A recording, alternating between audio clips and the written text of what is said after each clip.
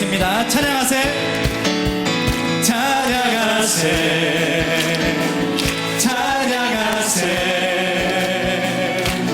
왕께 소리 높여 찬양 드리세. 찬양하세, 찬양하세. 왕께 소리 높여 찬양 드리세. 찬양 받기에 합당하신 주님, 언제나 동일하신 주. 무릎 꿇고서 주 이름 외치세. 예수 나의 왕, 예수 나의 왕, 예수 나의 왕. 아멘. 찬양하세, 찬양하세, 찬양하세. 왕께 소리 높여 찬양 드리세. 찬양하세, 찬양하세. 왕께 소리 높여 찬양 드리세. 찬양 받기에 합당하신 주님, 언제나 동일하신 주. 무릎 꿇고서 주 이름 외치세. 예수 나의 왕, 예수 나의 왕, 예수 나의 왕. 찬양 받기에 합당하신 주님, 언제나 동일하신 주. 무릎 꿇고서 주 이름 외치세. 예수 나의 왕, 예수 나의 왕, 예수 나의 왕.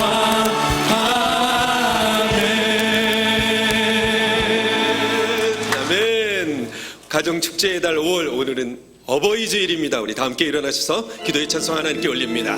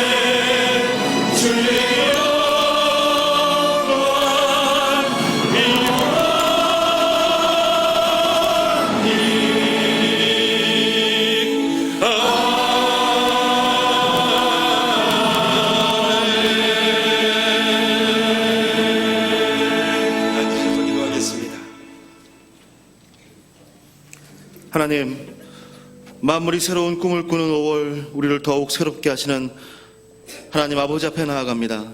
이 시간 우리의 마음과 뜻을 다해 오직 주님께 영광을 돌립니다. 거친 세상의 한가운데서 쓰러져 넘어졌던 죄악된 우리의 마음과 연약한 우리의 육신을 아버지의 사랑으로 다시 세워 주시옵소서.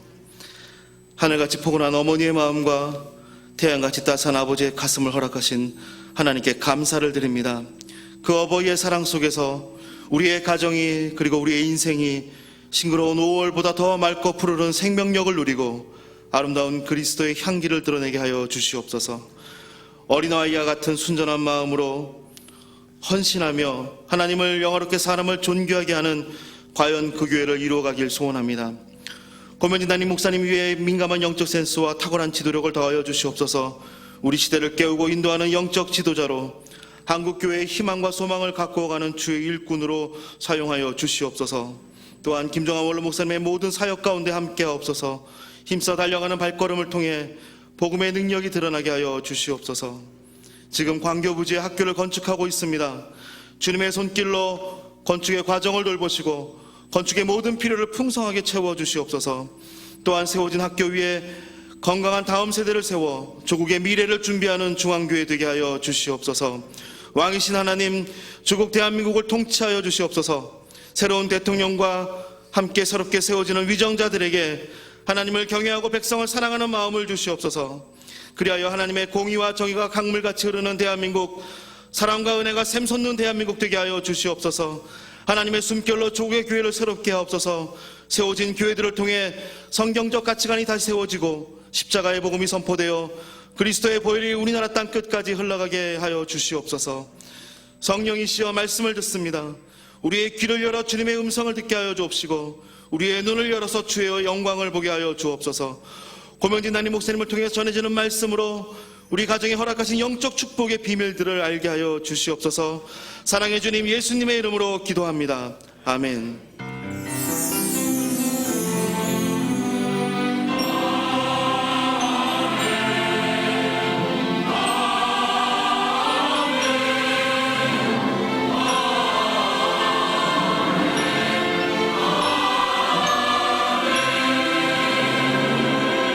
찬송 304장 우리 1절과 4절 찬양합니다. 어머니의 넓은 사랑.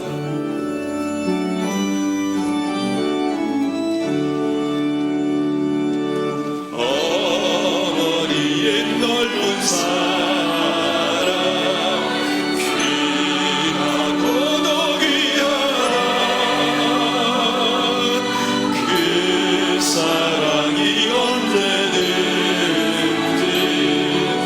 나를 감싸줍니다.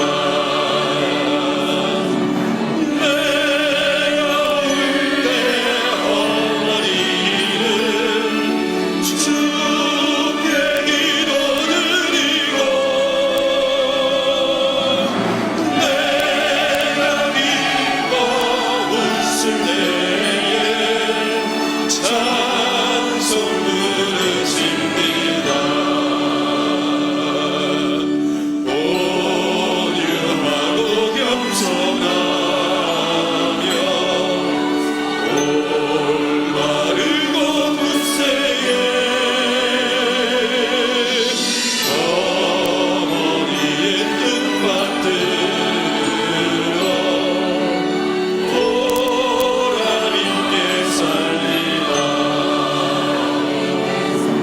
봄과 마른 세상에서 서로 싸우다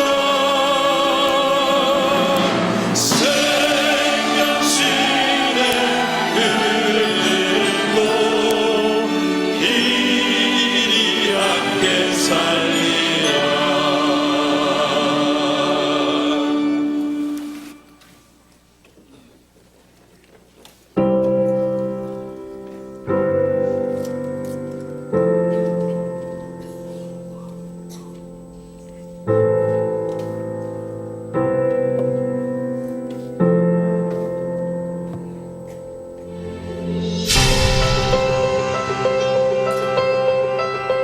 어느 날 갑자기 최선규가 바람처럼 공중파에서 없어졌습니다. 예상을 살면서 가장 큰 진정한 가치가 무엇인가를 찾았기 때문에 이제 나머지 것은 내가 쌓는 배설물과도 치고 절규합니다. 부르짖습니다. 하나님!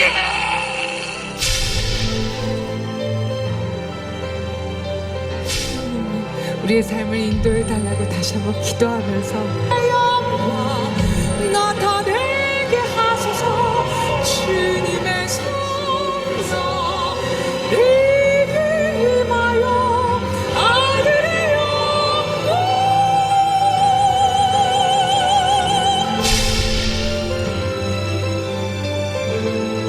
That's not the main thing Jesus died, that he might bring you to God. In your presence is fullness of joy. At your right hand are pleasures forevermore. He died for those pleasures.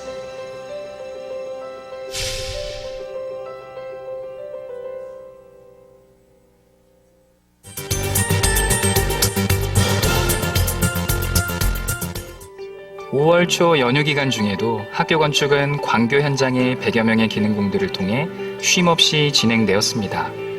현재 교사동 4층 골조 작업이 진행 중이며 기숙사동 5층 바닥 콘크리트 타설을 앞두고 있습니다.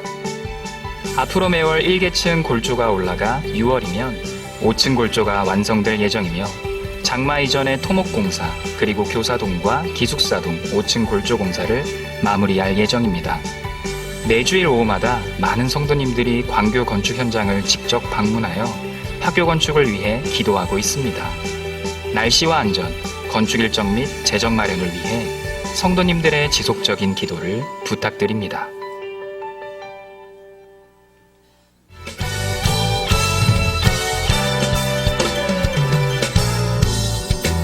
열방을 향한 미션 스토리 제11기 중앙선교훈련학교가 5월 20일부터 8주 과정으로 시작됩니다. 이번 중앙선교훈련학교 강사로는 걸어온 스토리 이종훈 목사, 이웃 스토리 문창선 선교사, 우리 교회 스토리 고명진 담임 목사, 다가오는 스토리 유혜석 선교사, 나를 향한 스토리 이문미 선교사, 한민족 스토리 조명숙 교감, 현장 스토리 국내 타문화 선교체험, 끝나지 않은 스토리 이현모 교수, 한 사람을, 한 종족을, 한 나라를 변화시키는 인생의 방향전환 1층 로비에서 신청해주세요. 하나님 마음의 합한 꿈, 하나님이 기뻐하시는 꿈, 우리를 향한 하나님의 꿈을 꾸는 푸른 꿈 음악회. 오늘 저녁 예배는 어린이 음악 그룹 제슈와 함께하는 음악회로 열립니다. 가족과 함께 하셔서 하나님께서 원하시는 꿈을 꾸는 행복한 시간 되시길 바랍니다. 결혼 준비 자금 평균 2억 6천만 원. 결혼 시작부터 빚을 져야 하는 현실로 인해 결혼을 피하는 청년들. 2017 청춘 남녀 어쩌다 청춘에서는 연애와 결혼에 대한 청년들의 고민에 대해 성경적 관점으로 바라보는 시간을 갖고자 합니다. 오늘 오후 예배에는 청년부 교육자들의 연애의 3단계, 21일은 빚 걱정 없는 결혼 준비의 저자 박상훈 소장의 서로가 꿈 강의로 진행됩니다. 청년 및 부모님들의 많은 참여 바랍니다. 예쁜 꽃들을 향기와 고운 빛깔로 유혹하는 화려한 봄. 중앙교회에서는 장애를 가진 자녀들로 인해 여행이 어려웠던 부모님들에게 잊지 못할 2017 화려한 봄날의 추억을 선물하고자 합니다. 여행을 통해 지친 몸과 마음을 치유하고 하나님이 만드신 자연을 통해 감동과 희망을 느끼는 시간이 될 것입니다. 5월 18일부터 2박 3일간 진행되는 화려한 봄날, 성도님들의 많은 기도 바랍니다. 전봉식 권사, 이영숙 집사의 아들 전이삭 군과 박래백 장로, 오미령 권사의 딸 박지은 양의 결혼식이 있습니다. 이달의 추천도서는 존 파이퍼 목사의 말씀으로 승리하라입니다. 이 책은 저자가 삶으로 체득한 말씀 생활의 비결을 담고 있습니다. 이 시간 어버이 주일을 맞이하여 아름다운 믿음의 가정 시상식을 진행하겠습니다. 이번 아름다운 믿음의 가정은 예배와 신앙을 지키기 위해서 특별히 힘쓰고 성도의 귀감이 되는 세 가정을 선정했습니다. 2부에는 10대 교구 양승래 집사 가정입니다. 수상자는 단상으로 등단해 주시기 바랍니다. 양승래 집사는 어려운 가정 형편으로 직장 생활을 하면서 연로하신 시어머니와 병중에 있는 시누이를 돌보고 있습니다. 바쁘고 힘든 상황에도 예배를 최우선으로 여기고 두 아들을 선교와 봉사에 헌신하도록 양육했습니다. 아름다운 믿음의 가정상 성명 양승래 집사 가정, 위 가정은 역경과 고난 속에서도 신앙의 아름다운 본을 보여 예수님을 닮아가는 과연 그 외의 성도로서 귀감이 되었기에 이 상을 드립니다. 2017년 5월 14일 기독교 한국침례 중앙교회 담임목사 고명진, 원로목사 김장환. 수상자는 교회에서 격려의 선물을 준비했습니다. 성도 여러분의 큰 박수 부탁드립니다.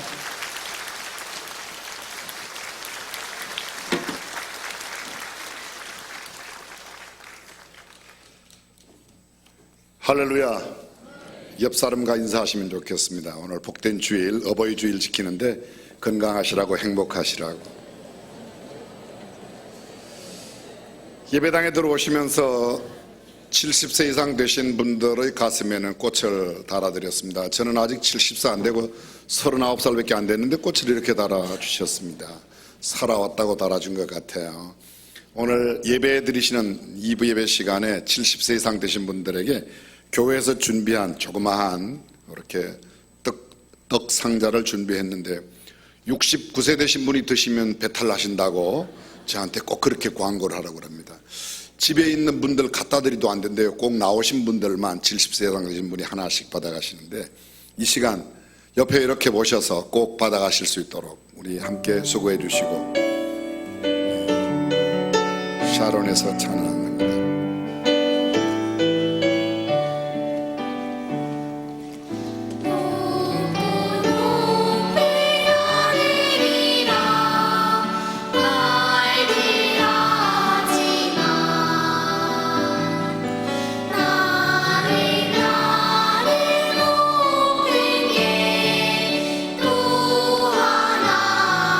이준영 장로님 이런 사람 안 되셨어요? 김선웅 장로님 안 되신 건 제가 알아요.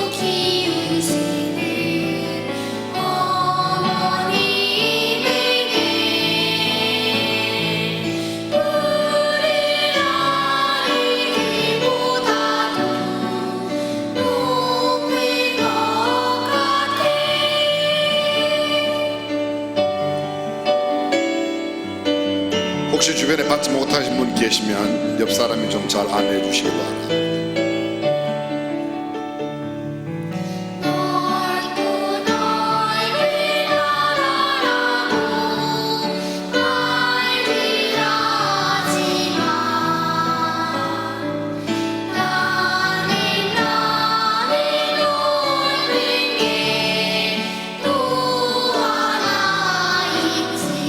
혹시 받지 못하신 분, 옆 사람이 좀 잘 챙겨주시기 바랍니다.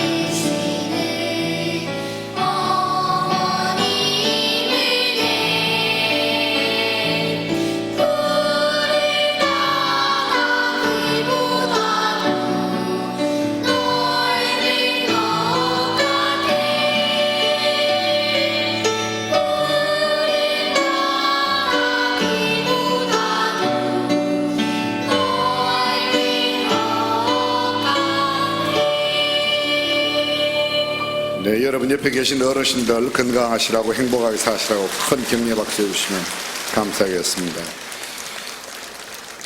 오늘 6부 저녁 예배 시간에는 어린이 그룹 방금 노래한 우리 샤론을 비롯해서 호산나 오케스트라, 조이풀 엔젤스 모두 어린아이들이 하나님 앞에 찬양하는 시간 같습니다.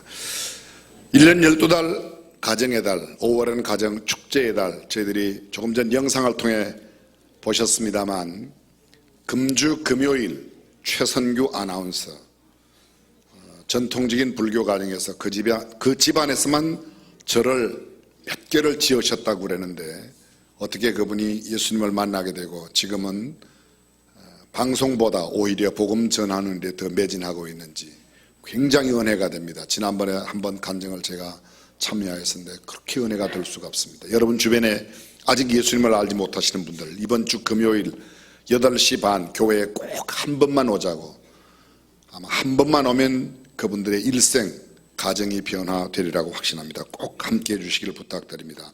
다음 주일 저녁 예배 시간에는 우리 송정미 교수님 곽송환 목사님 사모님 되시는 찬양사 송정미 교수님 모셔서 특별 찬양 콘서트를 하게 됩니다.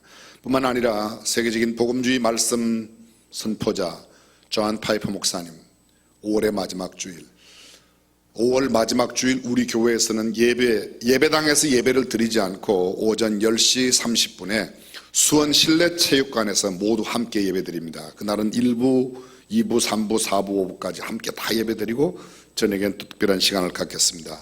여러분들이 꼭 기억해 주시기를 부탁드립니다. 존 파이퍼 목사님 모시기 위해서 한 7년 동안 많이 기도하고 공을 많이 들였습니다. 이번에 한국에서 딱 두 교회, 우리 교회와 서울 온누리 교회, 우리 교회가 주일날 오전에 수원 실내체육관에서, 오후에는 서울 장충체육관에서 온누리 교회 성도들 함께 집회를 하게 됩니다. 여러분들께서 꼭 함께 해주시기를 부탁드리겠습니다. 다음 주일 오늘 저녁 예배 후에 임시 사무총회가 있습니다. 금주, 목, 금, 토 3일 동안 화려한 봄날 아티스토리의 여행이 있습니다. 장애인 자녀를 둔 아빠 엄마들을 모시고 홍콩, 마카오 해외 여행을 처음으로 실시합니다. 이번 화려한 봄날 여행에 마음과 정성을 기울여 주신 분들 진심으로 감사드리고, 장애인 가족들 많은 분들이 신청하셨는데 저희들이 30가정의 부모님들만 모시고 가게 되었습니다. 함께하지 못하신 분들 또 다음 기회가 있으리라고 생각이 되어집니다. 지난 주간 상을 당한 여러 가정에 하나님의 크신 위로가 함께 하시길 바라고, 지금도 상중에 계신 가정 위에서 기도 또 조문해 주시기를 바랍니다. 제11기 중앙선교훈련학교 CMT에서 훈련생을 모집합니다. 이번에는 100명 정원제로 선착순인데 권사, 장로, 임직 받게 되실 분들은 미리미리 이 과정을 필수로 이수하셔야 되는 것 잊지 마시기를 바랍니다. 각 부서의 여러 소식들 주보를 참고해 주셔서 여러분 신앙 성장과 성숙에 도움 되시기를 바랍니다. 나머지 소식 주보를 참고해 주시고, 오늘 2부 예배에 처음 나오셨거나 오랜만에 오신 분 이 시간 환영하겠습니다. 밝고 환한 얼굴로 축복성하겠습니다. 축복합니다. 축복합니다. 주님의 이름으로 처음 오신 분, 오랜만에 오신 분 손을 잠깐만 들어주십시오. 여러분 옆에 보시고 처음 오신 분이 옆에 계시면 여러분이 손을 들어주십시오. 2층에 혹시 안 계십니까? 영상 예배실에 식당, 기타 부속실에 계신 분들도 손을 들어주시면 환영하겠습니다. 네, 또 다른 분 안 계십니까? 2층에 축복합니다. God bless you. God bless you. 축복합니다. 주님의 사랑. 옆 사람 축복하며 God bless you. God bless you. God bless you. 축복합니다. 주님의 사랑으로. 뜨거운 박수로 환영해 주시면 감사드리겠습니다. 준비하신 님을 하나님께 봉헌합니다.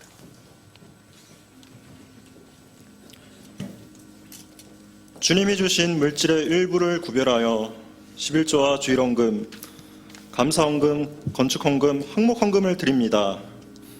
기쁨과 즐거움으로 드리는 손길을 기억하여 주시옵고 축복하여 주옵소서. 혹 경제적 어려움이나 궁핍함이 있는 성도들에게는 물질의 필요를 채워주시고 그들의 마음을 위로하여 주옵소서. 봉헌드리는 헌금이 사역과 하나님 나라 확장에 귀하게 쓰임받게 하옵소서. 주님께서 저희에게 허락하신 가정과 일터, 사업장을 축복하여 주옵소서. 소금과 빛의 역할을 감당하는 보배로운 믿음을 가진 하나님의 자녀로 속한 그곳에서 귀한 청지기와 예배자로 세워 주옵소서. 그리하여 하나님께 영광을 돌리게 하옵소서. 우리의 모든 것 아시고 때에 따라 풍성히 채워주시는 예수님의 이름으로 기도드립니다. 아멘.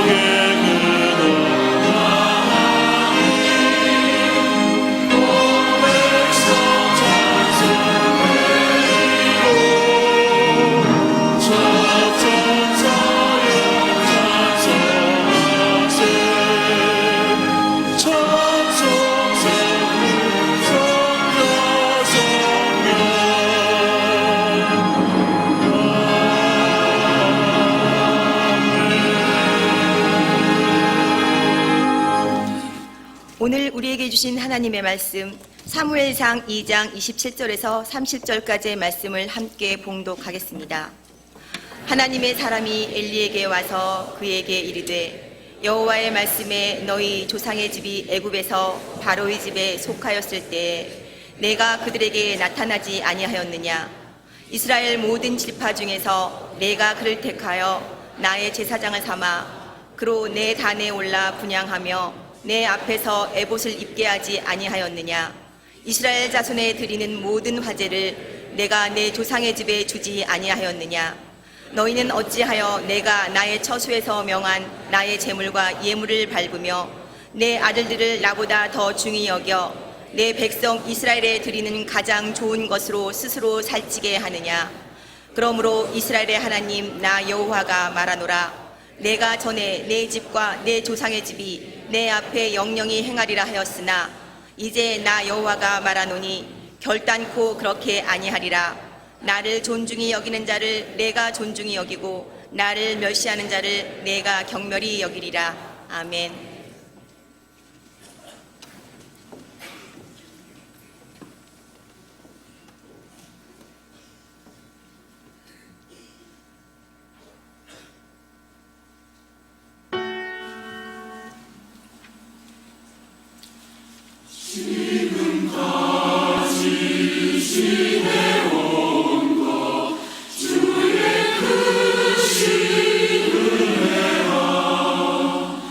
아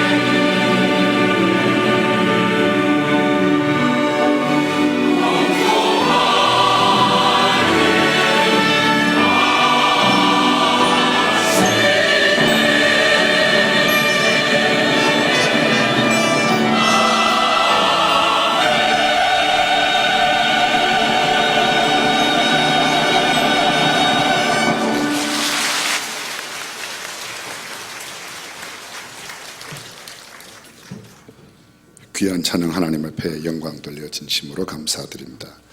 오늘이 어버이 주일입니다. 또 19대 대통령이 취임하고 아직 채 일주일도 되지 않은 그런 주일이기도 합니다. 드릴 말씀이 참 많습니다.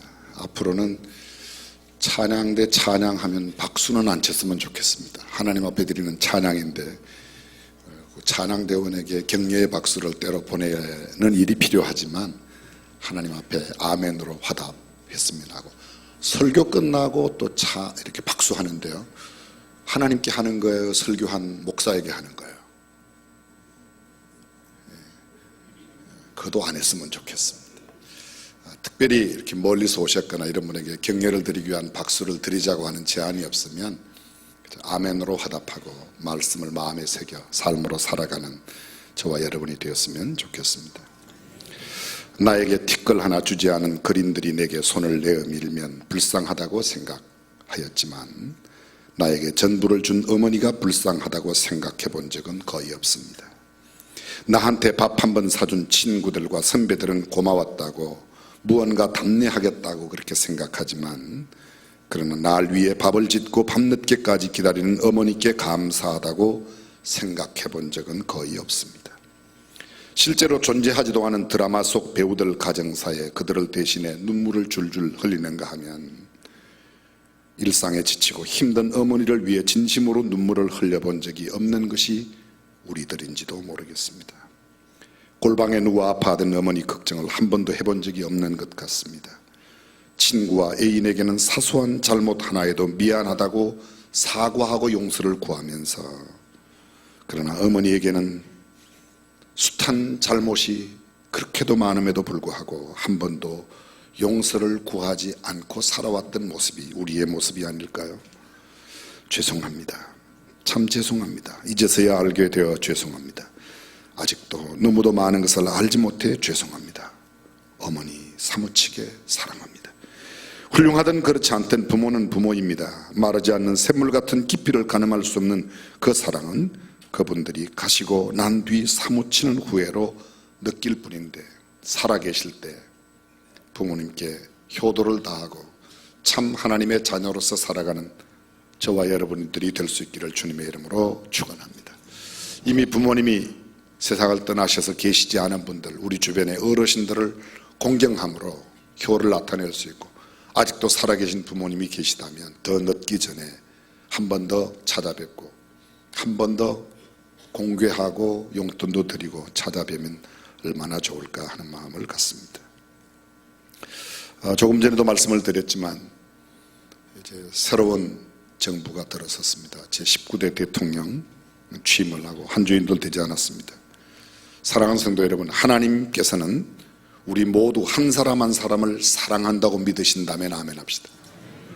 정말로 믿으세요? 하나님께서는 우리 가정, 우리 교회 공동체, 우리가 살고 있는 도시, 우리나라 대한민국을 사랑한다고 믿으시면 아멘 합시다. 국정이 혼란하고 대통령이 탄핵을 당하고 촛불 집회, 태극기 집회로 세상이 참 혼란했었습니다. 지난 9일 대통령 선거를 통하여 제19대 대한민국 대통령으로 문재인 대통령이 당선되셨습니다. 제19대 문재인 대통령의 당선 제1성은 정의와 원칙과 상식이 통하는 나라다운 나라를 만들겠다고 하였고, 나를 선택하지 않은 국민들까지도 섬기는 대통령이 되겠다고 하셨는데, 이제 정말 그런 나라가 되도록 기도하고 마음을 모아야 될 줄로 믿습니다. 저는 우리 교회 남경필 집사님이 대통령 출마하신다고 해서 꼭 대통령 되실 줄 알고 열심히 기도했는데 다음 기회인 것 같습니다. 아멘해요. 뒤에 계시잖아요.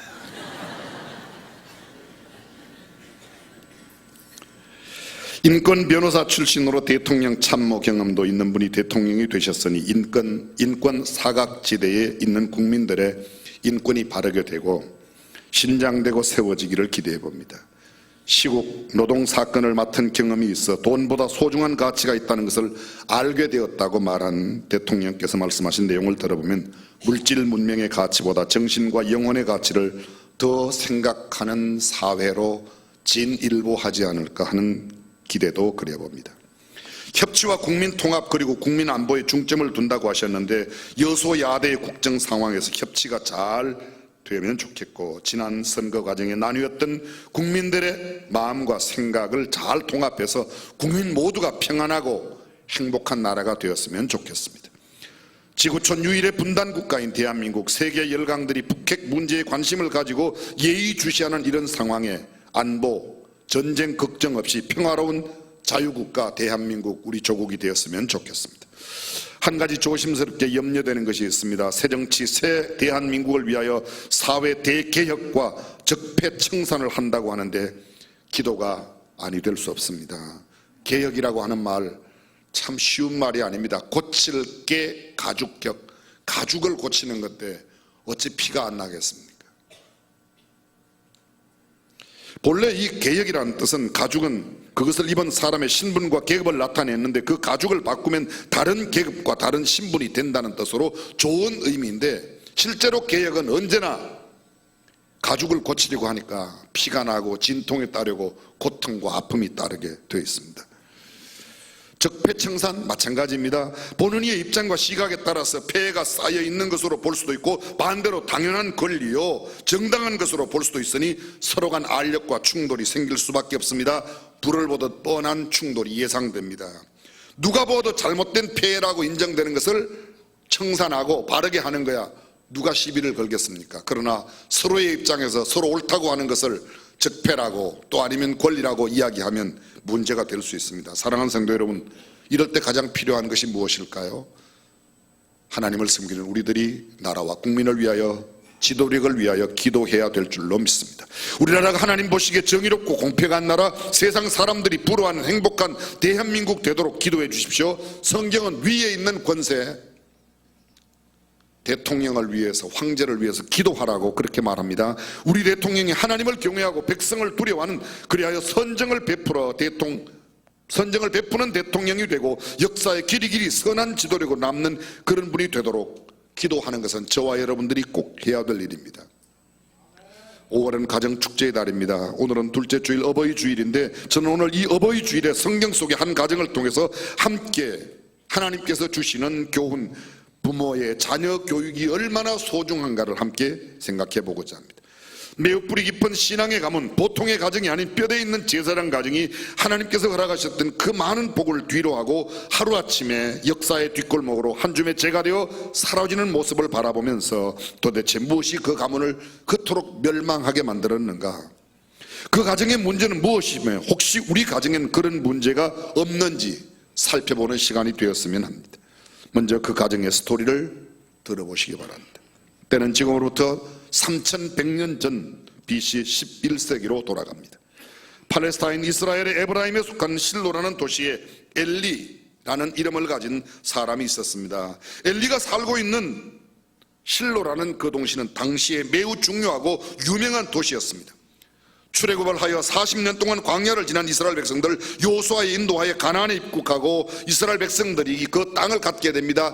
그 땅, 각 지파별로 땅을 분배한 곳이 바로 이곳 실로였습니다. 이스라엘 백성들의 삶의 중심이 바로 실로였습니다. 애굽에 있을 때는 애굽인의 노예로 살았습니다. 그들의 삶에 자유가 없었습니다. 오직 애굽인의 억압과 박해 속에 노예로 사는 것, 그 이상도 그 이하도 아닌 노예 그 자체였습니다. 그러나 하나님께서 긍휼과 자비를 베푸셔서 구원자 모세를 통하여 이스라엘 백성을 인도하여 내시고 젖과 꿀이 흐르는 가나안 땅으로 인도하십니다. 그들이 광야에 나온 지 약 1개월, 아니 1년도 되지 않아 석 달째부터 시작해서 1년 되는 그때에 하나님은 그들의 지도력 모세를 시내산 꼭대기로 부르시고 그에게 성막의 모형과 함께 성막 안에 둘 그들이 앞으로 들어갈 땅에서 지켜야 할 10계명을 허락해 주십니다. 하나님께서는 그곳에서 그러한 지성소가 있는 성막을 지어 그 지성소 안 언약궤를 두게 하셨고, 언약궤 안에는 10계명과 아론의 쌍난 지팡이, 그들이 광야에서 매일 먹었던 만나 항아리를 두도록 했습니다. 그런데 그 성막과 언약궤를 세운 곳이 어딘가?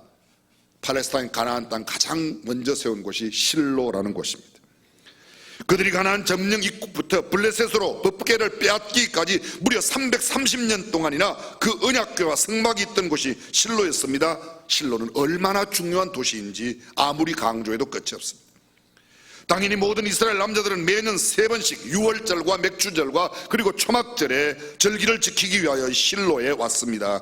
엘리는 바로 그곳 실로 성막의 사역을 맡은 제사장이었습니다. 엘리에게는 홈니와 비나스라는 두 아들이 있었는데 그들 역시 제사장이었습니다. 여러분, 제사장이 어떤 사람인지 잘 아십니다. 하나님께 경배하는 것을 공적으로 주관하며 특히 속죄를 위해 희생의 예물을 바치는 일을 했습니다. 성막 중심의 일을 감당하던 사람, 그들이 레위 지파 아론의 아들 가운데 고핫의 후손들이 바로 이 제사장이 되었던 겁니다. 제사장들은 헌물과 예물과 희생물을 드리는 주요 업무 외에도 백성을 가르치고 논쟁거리를 해결하며 한센병을 진단하는 일, 이혼, 질투의 물, 서약, 부정함 등의 여러 인간 재반사의 문제를 결정하고 판결하는 사람들이었습니다. 제사장이 된다고 하는 것은 얼마나 큰 특권이고 축복인지 모릅니다. 한마디로 제사장은 이스라엘 민족의 중심이요 핵심이었습니다. 나라와 민족의 흥망성쇠가 바로 제사장과 그 가문의 그들의 사역을 통하여 이루어졌습니다. 곧 제사장의 승패가 나라의 승패를 결정했습니다. 그런데 성경 사무엘상 4장은 이렇게 기록하고 있습니다. 이스라엘이 블레셋과 싸웠다. 그 블레셋과의 전쟁에서 무려 4,000명 가량의 군사가 전쟁에서 죽임을 당합니다. 남은 백성이 주인으로 돌아오자 이스라엘 장로들이 말합니다. 여호와께서 어찌하여 오늘 우리들이 블레셋 사람에게 패하게 하셨는고 실로에서 여호와의 언약궤를 가져다가 우리 중에 있게 함으로 그것으로 우리의 원수들을 우리의 손에서 물리치고 하나님께서 이 백성들을 지키게 하자고 이야기합니다. 그래서 백성이 실로에서 언약궤를 가져왔고 엘리의 두 아들 홈니와 비나스도 하나님의 언약궤와 함께 그곳으로 왔습니다. 이스라엘이 블레셋과 다시 전쟁 붙었습니다. 그런데 이게 웬일입니까? 언약궤가 와서 이길 거라고 생각했던 전쟁은 또다시 참패했습니다. 보병 3만 명이 살육을 당하여 죽어나갔습니다. 하나님의 언약궤는 빼앗겼습니다. 엘리의 두 아들 홈니와 비나스도 죽임을 당했습니다. 두 아들의 죽음의 소식과 언약궤를 빼앗긴 소식을 가지고 온 베냐민 사람은 그 옷을 찢고 그 머리에 티끌을 무릅쓰고 실로에 왔습니다. 온 성은 부르짖음으로 소동이 일어났습니다. 엘리는 당시에 98세였고 눈은 어두워 보지 못하며 몸은 비둔한 상태였습니다. 엘리가 소식을 가지고 온 베냐민 사람에게 묻습니다. 어떻게 되었느냐? 백성이 도망하였습니다. 큰 사륙이 있었습니다. 당신의 두 아들 홈니와 비나스가 전사했습니다. 하나님의 언약궤도 빼앗겼다고 보고했습니다. 하나님의 언약궤를 듣는 그 시간대에 자기의 의자에 앉아있던 엘리는 의자에서 거꾸러져 목이 부러져서 죽었다고 말합니다. 그가 이스라엘의 사사가 된 지 40년 되던 해 그의 나이 98세였습니다. 엘리의 며느리 비나스의 아내가 잉태하여 산기가 가까워 오더니 언약궤 탈취당한 것과 그 시아버지의 죽음, 자기 남편이 전사했다는 소문을 듣고 갑자기 배가 아파 몸을 굽으려 해산하였습니다. 조산하고 죽어갑니다. 그녀가 죽어갈 때 곁에 섰던 사람이 말합니다. 당신이 아들을 낳았다. 당신이 아들을 낳았다. 그런데 그녀는 아들이 낳았다는 말에 아무 말도 대답지 않습니다. 관념치도 아니합니다. 영광이 이스라엘에서 떠났다고 그 아이 이름을 이가봇이라고 이름을 남긴 뒤 그녀도 죽었습니다.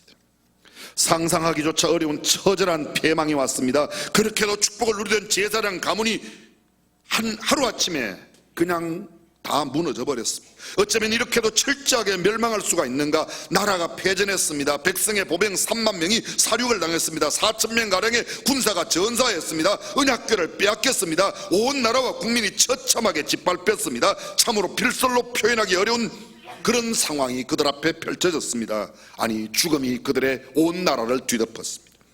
330년 동안 제사장 가문으로 이어왔던 가문, 한때는 그 누구도 그 무엇과도 부러울 게 없었던 하나님의 사람, 축복의 사람, 선택된 사람, 제사장이었던 그 가문. 그러나 이제는 그 흔적도 찾아볼 수 없는 멸문가가 되었습니다.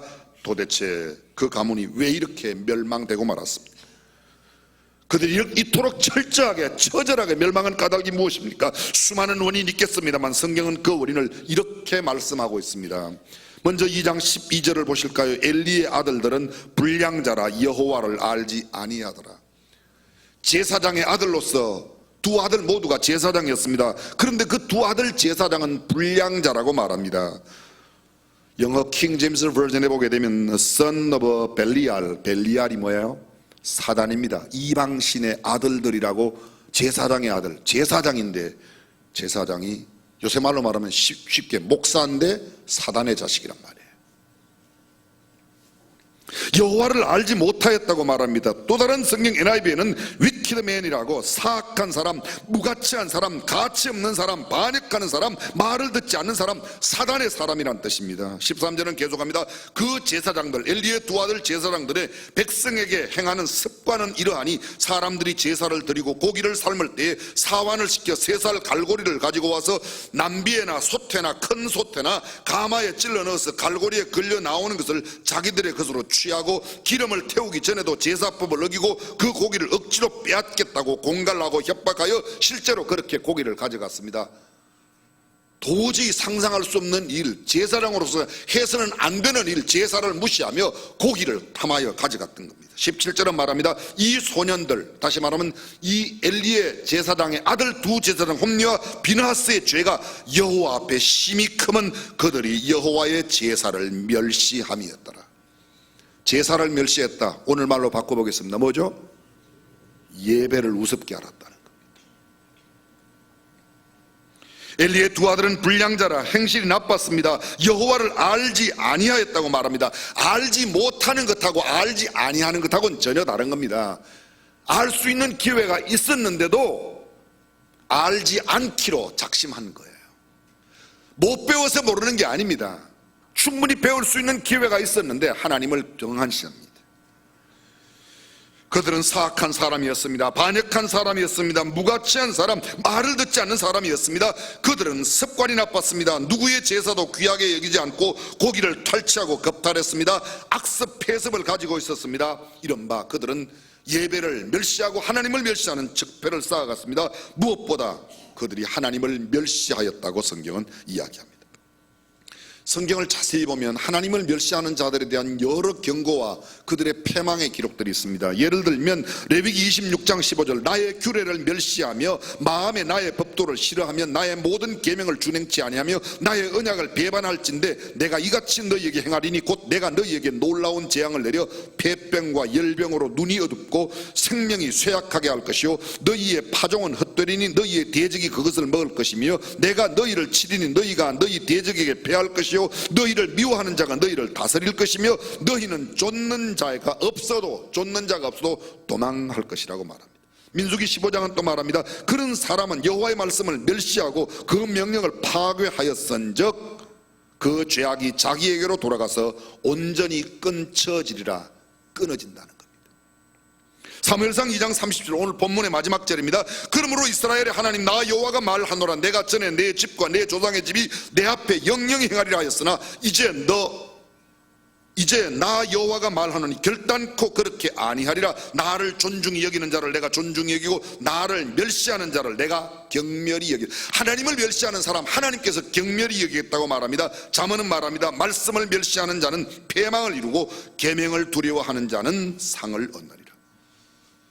여러분, 하나님을 멸시한 사람들의 이야기가 민수기 11장에 보면 나옵니다. 그들이 철야로 원망하며 하나님을 멸시했습니다. 그런데 성경이 어떻게 말합니까? 그들이 그렇게도 고기를 달라고 고기를 먹겠다고 말하며 하나님 앞에 원망하고 하나님을 멸시했던 그들, 코에서 넘쳐서 싫어하기까지 1개월간을 그 메추라기를 먹게 하시는데 이는 너희가 너희 중에 거하시는 여호와를 멸시하고 그 앞에서 울며 이러기를 우리가 어찌하여 애굽에서 나왔던고 하느니라. 그 사람들 어떻게 됐죠? 고기 하나도 못 먹고 다 죽었습니다. 성경이 이렇게 말합니다. 메추라기 고기가 그들의 입 사이에 있을 때에 여호와께서 그들을 치심으로 그들이 다 죽었다고. 고기가 입 사이에 있다. 그들을 고기가 요리를 해서 입에 넣고 막 씹어 먹으려고 딱 넣었는데 아랫니 윗니 사이에 있는데 죽여버렸습니다. 이게 그런 뜻이에요. 하나님을 멸시하는 자들은 결코 하나님의 복을 누릴 수 없습니다. 근데 여러분, 이러한 엘리와 엘리 두 아들과 대조되고 있는 장면이 있습니다. 2장 11절입니다. 엘가나는 라마의 자기 집으로 돌아가고 그 아이 사무엘은 제사장 엘리 앞에서 여호와를 섬기니라. 한 사람은 벨리알의 아들로 또 한 사람은 이 엘리 밑에서 하나님을 섬겼다고 말합니다. 영어 성경에 킹 제임스 버전 이렇게 되어 있습니다. But the boy ministered before the Lord. 주님 앞에서 그들이 minister, 사역을 했다는 겁니다. 어린 사무엘이 하나님 앞에 사역을 감당했습니다. 누구 밑에서? 엘리 밑에서. 엘리의 아들로 태어난 홈리와 비나스는 엘리 밑에서 하나님을 알지 아니하며 불량자로 살았습니다. 그런데 그들에게 태어나지 않았던 한나 엘카나의 아들이었던 이 사무엘은 엘리 밑에 있었지만 하나님을 섬겼다고 이야기합니다. 2장 18절입니다. 사무엘이 어렸을 때에 세마포 에봇을 입고 여호와 앞에 섬겼더라. 영어 성경입니다. But Samuel ministered before the Lord. 역시 주님 앞에서 그가 minister, 사역을 했다고 이야기합니다.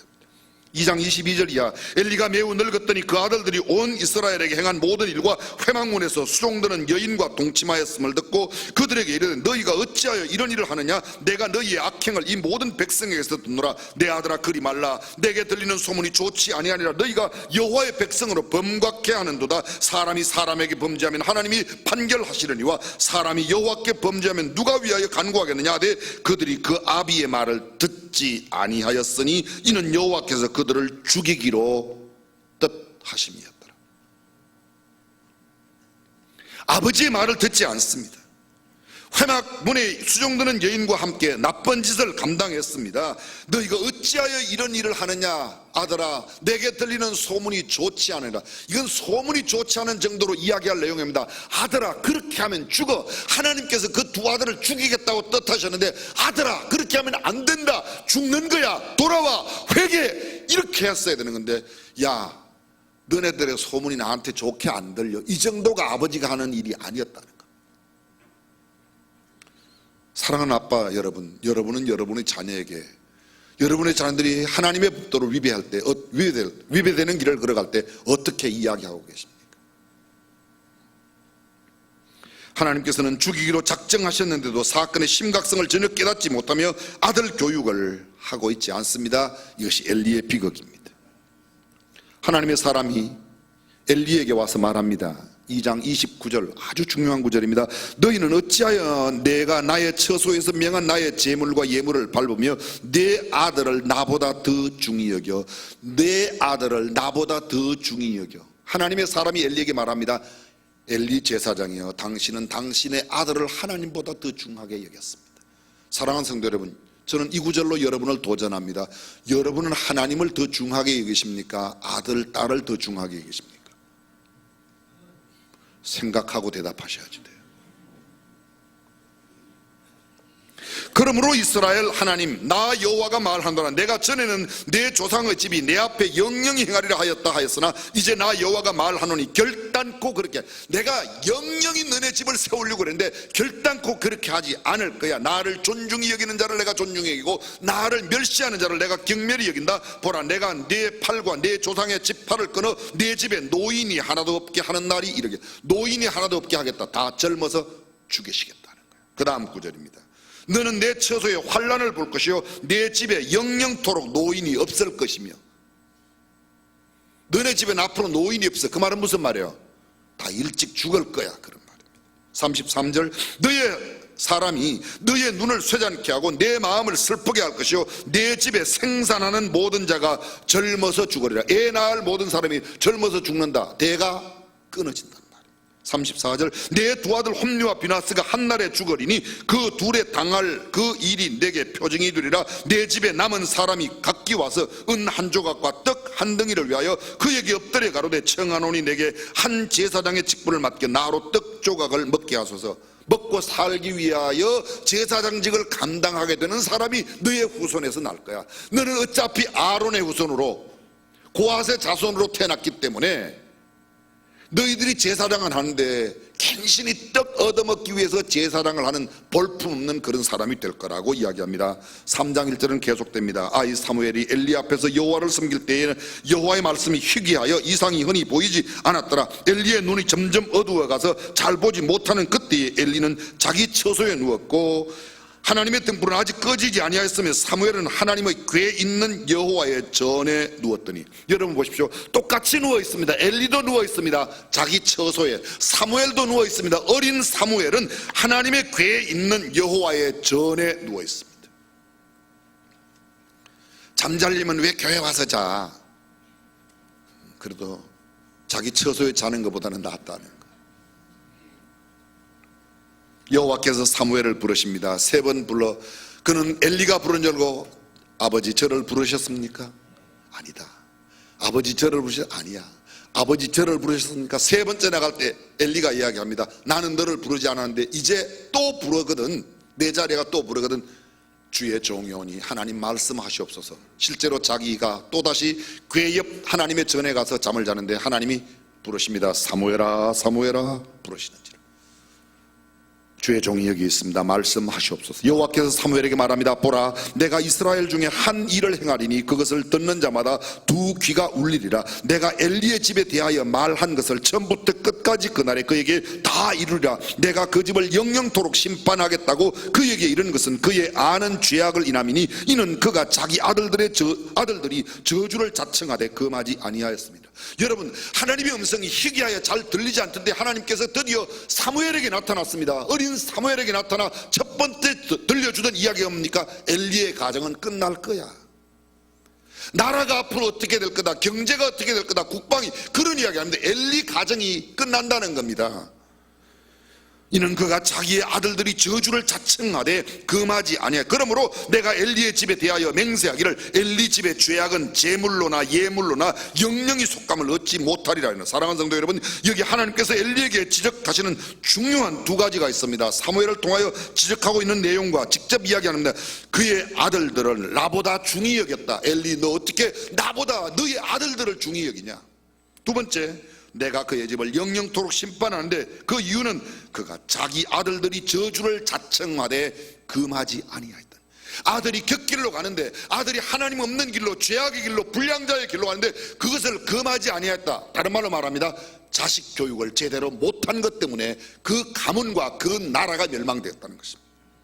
엘리는 제사장입니다. 하나님을 중히 여겼을 것입니다. 그는 2 아들을 제사장으로 키워냈습니다. 그런데 하나님보다 아들을 더 중히 여겼다고 성경은 지적합니다. 아들들이 저주를 자청해도 금하지 않았습니다. 우리는 이미 보았습니다. 엘리의 2 아들들은 불량자라 하나님을 알지 아니하였더라. 엘리의 2 아들이 왜 하나님을 알지 못했을까요? 2가지의 가능성이 있습니다. 아버지가 하나님을 가르치지 않았어요. 2번째, 아버지가 가르쳐도 아들이 하나님을 알지 아니하기로 생각했다. 한마디로 말하면 그 집에는 교육이 없습니다. 엘리의 가정이 왜 멸망되었는가? 엘리의 가정에는 신앙교육이 없었습니다. 성경 공부가 없었습니다. 하나님을 향한 그런 말씀의 메시지가 없었습니다. 그 집에는 사랑의 회초리도 없었을 겁니다. 엘리는 가르치지 않았습니다. 하나님을 가르치지 않았습니다. 엘리는 성경을 가르치지 않았습니다. 하나님도 성경도 가르치지 않았습니다. 엘리의 가정에는 제사장의 하는 일, 제사장의 형식과 방법, 그것은 있었는지 모릅니다. 그런데 가장 중요한 하나님은 빠져버렸습니다. 신앙교육의 부재, 비극의 결정적인 원인입니다. 신앙의 대입기를 실패했습니다. 아들이 좋은 대학을 가고 좋은 직장에서 돈을 많이 벌어온 것, 그게 아니었습니다. 하나님을 알지 못한다는 이 한 가지 이유 때문에 멸망된 겁니다. 대한민국의 지금 현재 기독교 인구가 전체 인구의 20%입니다. 그런데 여러분, 놀라지 마십시오. 19세 미만의 아이들은 기독교 인구가 3.8%밖에 안 되는 겁니다. 그들이 어른이 될 때 어떻게 될까요? 이렇게 생각합시다. 어떤 기업이 한때 시장 점유율 20%를 갖고 있다가 이제는 점점 시장 점유율이 떨어져서 3.8%로 떨어졌다. 경영 전문가들은 이렇게 말합니다. 그런 기업은 문을 닫아야 된다는 겁니다. 기업으로 본다면 교회는 지금 문을 닫아야 돼요. 그런데 문 닫을 수 없지 않습니까? 교회가 어떤 경우에도. 그럼 우리 어떻게 해야 될까요? 어떻게 했는지 더 많은 영혼들을 주님 앞에 인도하고 그들 신앙의 대입기, 신앙의 자녀들 교육, 이것이 철저하게 이루어져야 될 줄로 믿습니다. 오늘 교회 내에 장년들은 많습니다. 그런데 청년 대학생들이 차세대가 점점 줄어들고 있습니다. 다행히 우리 교회는 금년도 차세대가 점점 부흥하는 분위기여서 얼마나 감사한지 모릅니다. 그러나 작년 수에 비하면 여전히 문제가 많습니다. 주일날 학원은 보내는데 교회는 보내지 않습니다. 그 아빠 엄마가 누구 하면 교회 집사님, 장로님, 권사님들이에요. 참 놀라운 것은요, 어떤 목사님 아들인데 주일날 교회를 안 왔어요. 왜 안 왔나 물어봤더니 주일날 학원에 보냈대요. 그 사람은 왜 목사하는 거요? 진짜 미쳤다고 이야기하고 싶어요. 교회 오면 멀쩡하게 신앙인입니다. 장로, 권사, 집사입니다. 몇십 년 교회 다녔다고 그럽니다. 그런데 대학 입시만 되면 입시의 힘이 얼마나 강한지 하나님의 힘보다, 성령의 힘보다 더 커요. 그래서 학원 보내는 겁니다. 우리의 내일이 얼마나 암담한지 모릅니다. 수능과 대입의 힘이 신앙의 힘보다 더 크다면 대한민국의 미래는 없습니다. 청와대에 누가 들어가고 국회에 누가 가느냐가 중요한 게 아니라 이 나라에 정말 하나님을 경외하는 신앙이 바르게 될 때 하나님께서 나라를 세우시고 이 백성들을 구원하여 주실 줄로 믿습니다. 우리의 축복의 비결이 어디에 있는가? 하나님께 달려 있습니다. 신앙교육 절대로 포기할 수 없는 이 한 가지에 우리의 마음과 정성을 두고 승리하는 축복된 가정이 되시기를 주님의 이름으로 축원합니다. 기도하겠습니다. 하나님, 돈 버는데 너무 관심을 많이 쏟았습니다. 세상에서 출세하는 일에 너무 힘을 많이 쏟았습니다. 대학 입시에 학원 보내는데 너무 힘을 많이 쏟았습니다. 이제는 하나님을 가르치고 말씀을 가르치는 일에 힘을 더 쏟겠습니다. 하나님 용서해 주시고 우리 교회가, 우리 가정이, 우리나라와 국민이 바르게 서게 하여 주옵소서. 주 예수님의 이름으로 기도합니다. 아멘. 우리 다 함께 일어나셔서 어머니 은혜 노래하겠습니다.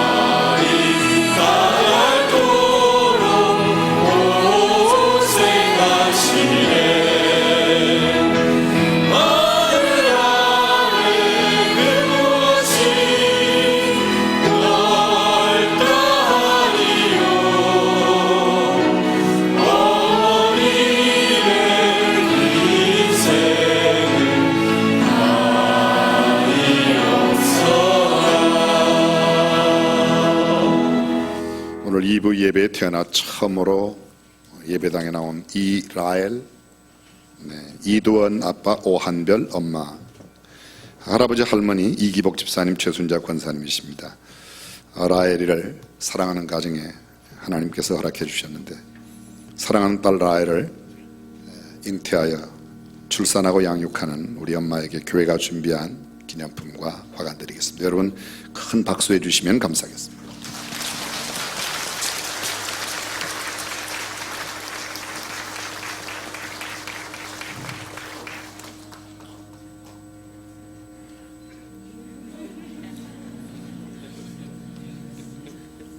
아주 뚫어지게 쳐다봐요. 얘도 제가 잘생긴 걸 아나 봐요. 하나님 감사합니다. 오늘 라엘이 아빠 엄마 품에 안겨 주의 전에 왔습니다. 태어나 처음으로 나온 이 예배당 한평생 동안 주의 전을 가까이 하는 삶이 되게 하여 주옵소서. 믿음의 할아버지 할머니 아빠 엄마 만났는데 더 귀한 만남의 복을 누려 예수 그리스도를 인격적인 구주와 주님으로 만나고 탁월한 선생님, 훌륭한 친구들, 그들의 삶에 꼭 필요한 영적 지도력을 만나게 하여 주옵소서. 지혜와 명철을 주시고 건강을 더하여 주시며 역사의 흔적을 남겨 하나님 앞에 영광 돌리는 라엘이 되게 하여 주옵소서. 이제는 우리 주 예수 그리스도의 은혜와 하나님의 무한하신 사랑과 성령님의 감동 감화 교통 충만하심이 오늘 믿음의 대를 잇는 아름다운 가정 되기를 가슴에 담고 돌아가는 모든 권속들과 자녀 생업 위에, 그리고 우리 대한민국 대통령과 모든 위정자 백성에게 영원토록 함께 하시기를 간절히 축원하옵나이다. 아멘.